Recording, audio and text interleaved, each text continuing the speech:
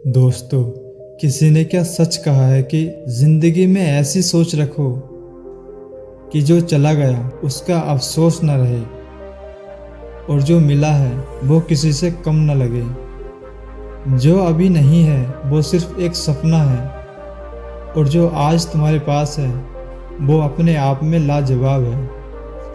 नमस्कार दोस्तों, आज मैं आपको एक बड़ी छोटी सी कहानी सुनाऊंगा जो एक व्यापारी की है, जो अपनी विदेशी यात्रा पूरी करके वापस अपने शहर में लौटे और शहर से टैक्सी करके वो अपने गांव तक पहुंचे।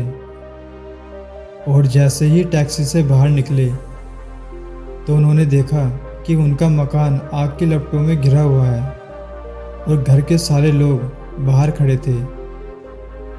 उन्होंने जैसे तैसे करके उस टैक्सी वाले को किराया दिया और वहीं से रोते रोते घर की तरफ चल दिए कि इतने सालों की मेहनत कमाई सब कुछ जल गया, सब कुछ राख हो गया। उनका बड़ा बेटा भी वहीं खड़ा था। उसने पिताजी को रोते हुए देखकर कहा कि पिताजी, आपसे एक बात कहनी है। पिताजी ने कहा, इस समय बातें छोड़ो और फायर ब्रिगेड्स को बुलाओ। बोले, हाँ पिताजी, हमने कॉल कर दी है, वो आती ही होगी।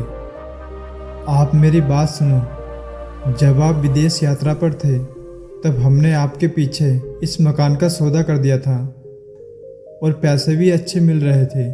वो सौदा सुनकर आप भी खुश हो जाओगे। पिताजी ने कहा, अच्छा तो मतलब ये मकान हमारा नहीं है? बोले, हाँ पिताजी। जैसे ही ये सुना उनका रोना बंद हो गया। वे बिल्कुल शांत हो गए, जैसे कि उन्हें आग दिख ही नहीं रही हो।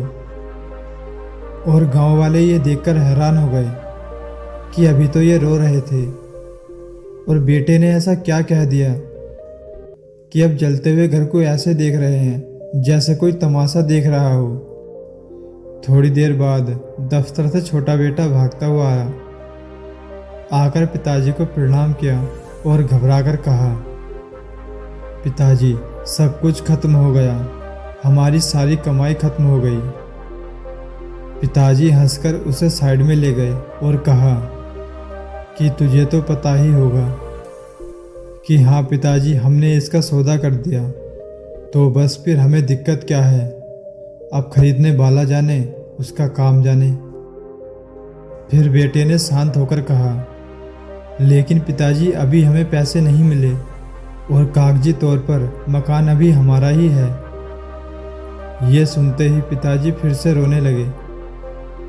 वहाँ खड़े सभी लोग ये देख रहे थे कि अब छोटे बेटे ने क्या कह दिया, जो फिर से जोर जोर से रोने लगे।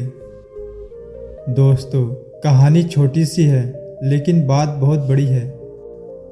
जब उन्हें पता चला कि मकान बिक चुका है तो शांत हो गए और फिर पता लगा कि अभी पैसे नहीं मिले तो फिर से रोने लगे। इस दुनिया में ज़्यादातर दुख हालात से नहीं बल्कि अटैचमेंट से पैदा होता है। जिस दिन आप इस अटैचमेंट से दूर हो जाओगे उस दिन से हर चीज़ आसान हो जाएगी। दोस्तों, उम्मीद है इस कहानी में आपको कुछ सीखने को मिला होगा। अगर ये कहानी पसंद आई हो तो वीडियो को लाइक और चैनल को सब्सक्राइब करें। मिलते हैं अगली कहानी के साथ सोमवार सुबह 11 बजे। फिर मिलेंगे, आपका इंतज़ार रहेगा। धन्यवाद।